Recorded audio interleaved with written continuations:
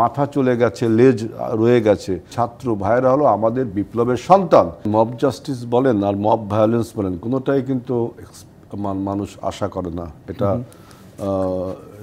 এবং এটা খুব স্যাড একটা থিংস। এবং এটা এই মব জাস্টিসকে কোনোভাবেই কোনো কিছু দিয়ে জাস্টিফাই করা যায় না। কারণ যেখানে আইন বিচার ব্যবস্থা বাংলাদেশে বহাল রয়েছে, 5ই আগস্টের পরে ছিল না, এখন তো সেই বিচার ব্যবস্থা বহাল আছে।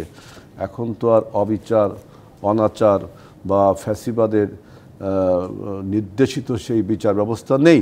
তো সুতরাং মব জাস্টিসকে কোনোভাবেই জাস্টিফাই করা যায় না কোনো ঘটনা। এখন কথা হচ্ছে যে কেন হচ্ছে বা কেন হচ্ছে, এটা শুধুমাত্র মব জাস্টিস না, দেশের আইনশৃঙ্খলা নিয়ে দেশের বিভিন্ন পরিস্থিতিতে আমাদের দুইজন বিজ্ঞ বক্তা যেটা বললেন, আমি সেইটার উত্তরে বলতে চাই। দেখেন, যেই ফ্যাসিবাদের, যেই মাফিয়ার পরাজয় হয়েছে, বাংলাদেশ থেকে বিতাড়িত হয়েছে, পলায়ন করেছে, তাদের ওই যে আমাদের চেয়ারম্যান বলেছেন যে মাথা চলে গেছে, লেজ রয়ে গেছে, সেই লেজের অংশটা বাংলাদেশের বিভিন্ন প্রশাসনের বিভিন্ন জায়গায়, পুলিশে বলেন, প্রশাসনে বলেন, বিশ্ববিদ্যালয়গুলোতে বলেন, বিভিন্ন ইনস্টিটিউশনে তাদেরকে পদায়ন করা হচ্ছে।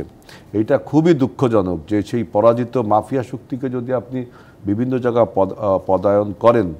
সেকেন্ডলি হলো বাংলাদেশে যে আমরা গণ অভ্যুত্থানের মাধ্যমে যে বিজয় অর্জন করেছি, সেই বিজয়কে নস্যাৎ করবার জন্য এবং সেই বিজয়ে যারা খুশি হয়নি, আমি এখন বৈদেশিক বহিঃশক্তির কথা বলছি, তাদের যে ষড়যন্ত্রের তীর প্রতিদিন বাংলাদেশের উপর নিক্ষেপ করছে এবং এই ভিতরে যে লুকিয়ে থাকা বা ঘাপটি মেরে থাকা বা প্রকাশ্যেই থাকা এই সমস্ত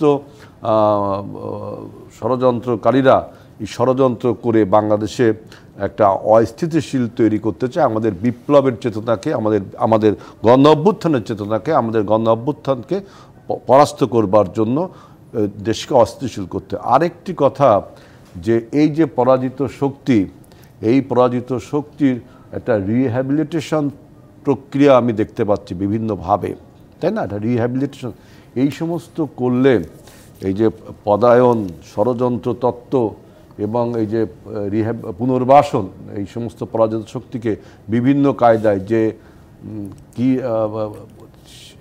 সে পরাজিত শক্তি আওয়ামী লীগ, সে কতটা জনগণের সাথে অন্যায় করেছে বা তার বিরুদ্ধে কতটা অপরাধ আছে, সে কি মানুষের সাথে কি, এই সমস্ত মূল্যায়ন করে কি তাদেরকে আবার পুনর্বাসন করা যায়? কারণ তারা তো ষড়যন্ত্র করবে আমাদের এই বিপ্লবকে পরাজিত করবার জন্য।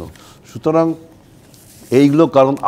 আরেকটি কারণ দেখেন, যে আমাদের গণ অভ্যুত্থানের যে সামগ্রিক চিত্র, সেটা হলো লং 17 ইয়ার্স এই গণ অভ্যুত্থানটা তৈরি হয়েছে, যার শেষ 34 দিন আমাদের বীর বিক্রম ছাত্র ভাইয়েরা যার উপসংহার টেনেছে।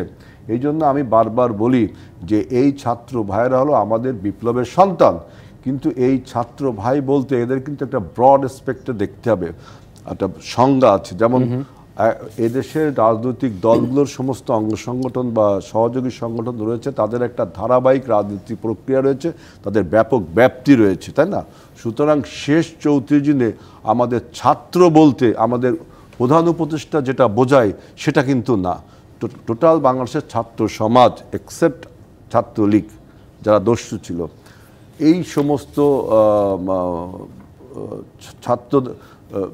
সমস্ত ছাত্রদেরকে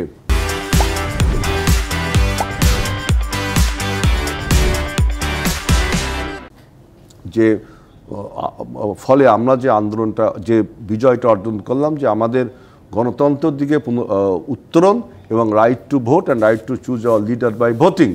কিন্তু যখন আপনি এইগুলোকে বিভিন্নভাবে পাশ কাটিয়ে 111-এর মতো সংস্কার নামক একটি শব্দকে আবির্ভূত করে আপনি যখন নির্বাচনকে মুখোমুখি দাঁড় করিয়ে দিলেন সংস্কারের কাছে, যে জিনিসটা আমি বললাম যে এটা বাস্তবিক অর্থে কাজ করে না। কারণ আমি একটু উদাহরণ যদি দিই, দেখেন সংস্কারের বিষয়টা আমি একটু 1 মিনিট বলি।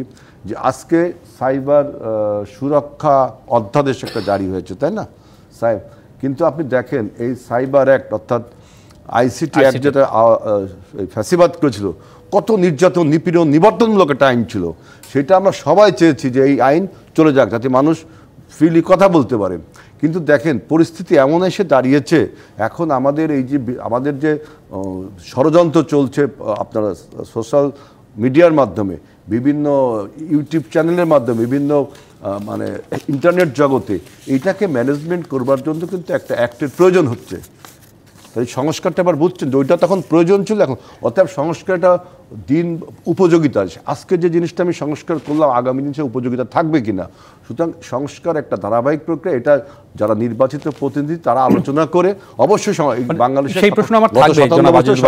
এই জন্যই বলছি যে আপনি যখন নির্বাচিত প্রতিনিধি বা একটি রাজনৈতিক সরকারকে যখনই আপনি ক্ষমতায়ন করবার বা পদায়ন করবার পরে গরিমিসি করছেন এবং মানুষের কাছে কোনো স্বচ্ছ ধারণা দিচ্ছেন না, সেই জন্যই এই ধরনের সমাজের এই সমস্যাগুলো বাড়ছে। বর্তমান উপদেষ্টা পরিষদের কার্যক্রমের স্বচ্ছতা যত পরিষ্কার হবে মানুষের কাছে, জনগণের সহযোগিতার হাত কিন্তু তত প্রসারিত হবে। একদম স্পষ্ট। অনেক ধন্যবাদ। আপনার কাছে স্পষ্ট করতে হবে যে আপনি আগামী কি করতে চান, কিভাবে গণতন্ত্র ফিরিয়ে মানুষের কাছে গণতন্ত্র দিতে চান, ভোটের ব্যবস্থা করতে চান, অন্যতম সমাধান কিনা ষড়যন্ত্র যদি স্পষ্ট হয় এবং সেটিকে কিভাবে মোকাবেলা করা যাবে সেই বিষয়ে কথা বলবো। কোনো সমস্যার সমাধান হবে না বিরাজনৈতিকভাবে, অরাজনৈতিক দিয়ে আপনি রাজনৈতিক সমাধান কখনো পাবেন না। অনেক ধন্যবাদ। আপনি একাডেমিক্যালি অনেক কিছু বলতে পারেন। আমরা বিরতির পরে ফিরে এসে বাকি বিষয়গুলো নিয়ে আলোচনা করব।